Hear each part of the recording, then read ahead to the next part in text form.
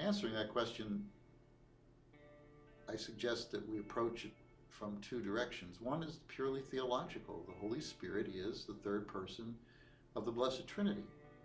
The Holy Spirit is that person that binds the Father and the Son together. He is the source of unity of the Trinity. And the Holy Spirit is that gift of the Father and the Son that is given as a result of the Paschal mystery, the death and resurrection of Jesus.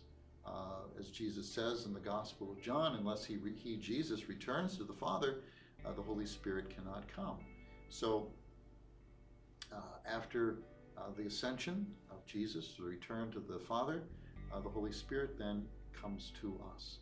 And it's the Spirit that empowers us then to follow Jesus. It's the Holy Spirit that actually then, as this source of unity, binds us, joins us to Jesus Christ. And through the Spirit we share in the very life of God, even though it's not the fullness of life that we will have in heaven. It's the Holy Spirit that makes us adopted children of God through baptism, and allows us to have the Holy Trinity dwell within us. That's the theological understanding and definition of the Holy Spirit. But the second part of that understanding, more in line with the second part of your question, is how do we experience the Holy Spirit?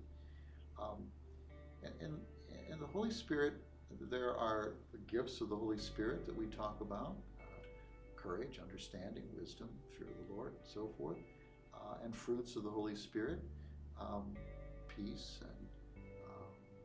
But I think that each person has a personal experience of the Holy Spirit. But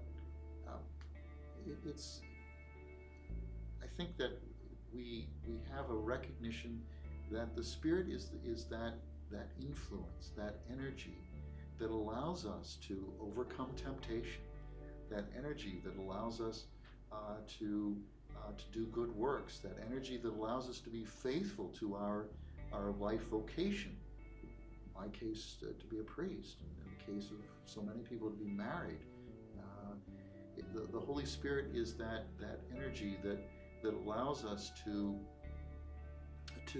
recognize what needs to be done, and the willingness to get it done in this world.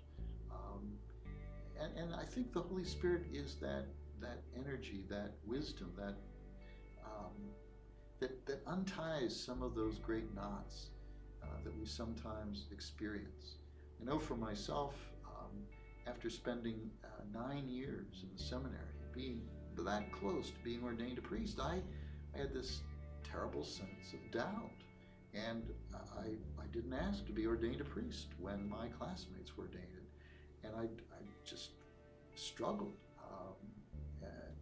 And I spoke to a lot of people. They spoke to me. They encouraged me.